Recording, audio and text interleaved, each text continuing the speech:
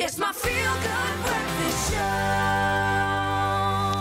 Welcome back. You're live with Expresso. Thank you so much for tuning in. You know, when I'm talking this fast, it's because we're about to delve into a plethora of action, sporting action over the weekend. The All Blacks kicking off their World Cup campaign with a real test against the Springboks, and unfortunately not the result that we were hoping for. Garrin Lambley now joins us to delve into not a shocking kind of first round of the Rugby World Cup. Maybe nothing to be terrified about, but a few irritations. Indeed. What did you make of that opening test, man? Yeah, as you say, not a lot of upsets, a couple of close calls for some of the bigger teams.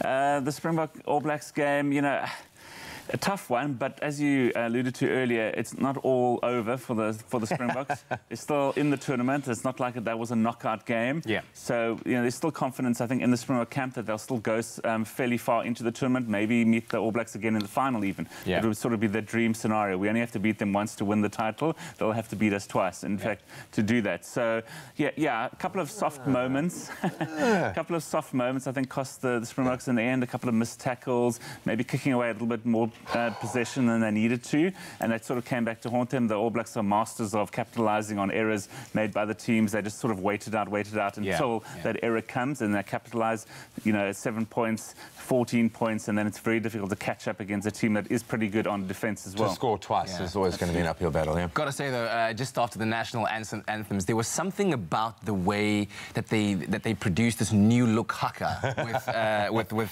Captain Kieran Reid and TJ Pernara kind of doubling up on the actor that said to me, we are in it right now. And I don't know if you guys felt the same way after seeing it, but we want to show you at home. Can we just show you let's have a little look here. Take a look at the haka. The fire in the eyes, baby.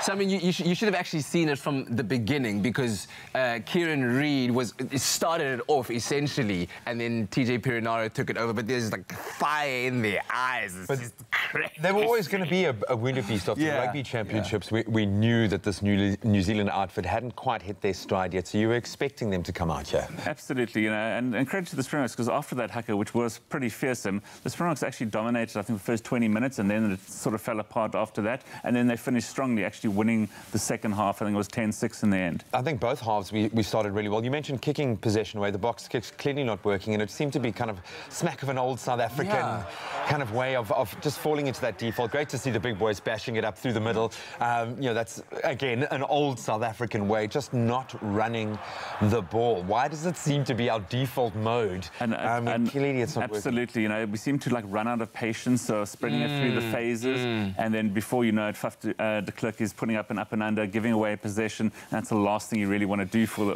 to the All Blacks. Give them the ball. They're masters at sort of going through the phases. Which is exactly what we needed to have to be doing when we had possession. Absolutely. You know, you'd hope they'd learn a little bit from the opposition and sort of copy. You know, there's nothing wrong with that. What worked for the All Blacks should easily work for the Springboks. We've got as good, if not better, pack of forwards than they do, and our backline is coming along, if not a little bit slowly. You see Beauden Barrett. I mean, he's man of the match, man. Key to everything the All Blacks do. Willie Leroux had a shocker. Can we be honest about that? He did. He had a shocker of a rugby certainly not one of his World Cup opener. As opposed to Cheslin Colby, who played quite a, I think... He was the only X-factor kind of, exactly. the only X-factor in the game. And the smallest chap on the field as well. It just goes to say what the heart he has. Buddy, Sia Khaleesi, we shall never speak an ill word, but just didn't feature. Yeah, absolutely. You know, he's coming back off a little bit of an injury. It obviously looked like it caught up with him a little bit, the pace of the game. He didn't last as long as we'd hoped he would have. But, you know, he leads obviously by example. So hopefully going forward, I think he needs more game time. I think he'll play in the next game against Namibia, sort of to get that 80 minutes under his belt. And then he'll be much better for it going on later in the tournament. Yeah. And then, of course, that moment where Trevor Nyakane came off the field limping, literally being assisted off by staff. His reaction looked he was... What do we know about that? And actually, breaking news this morning, we just heard that he's out of the tournament. He's been replaced by Thomas du Toit. So he was part of the bigger squad. So he is familiar with the setup. But a massive blow for Nyakane. He's been in fantastic form for the Bulls in the Super Rugby and for the Springboks in the Rugby Championship. So that'll be a massive blow. He's obviously struggling with a bit of a leg injury. He did hurt it in the warm-up match against Japan. So it finally, again, caught up with him, and he's on the plane back home. And it's the worst when you can see it on a player's face, man. So just quickly flying through some of the other results over the weekend. Japan looked pretty strong. A bit of a shaky start, but looked pretty strong in there as hosts opening the account. Yeah, you always want the host team to, perform well. It's sort of the first World Cup where the host team isn't obviously expected to contend for the title, but they got the tournament off to a great win against Russia. And then some of the other big games, the France-Argentina was a humdinger. A lot of Argentinian fans complaining about the referee. Their tournament is sort of in the balance now because they've still got to now actually beat England to progress, it looks like.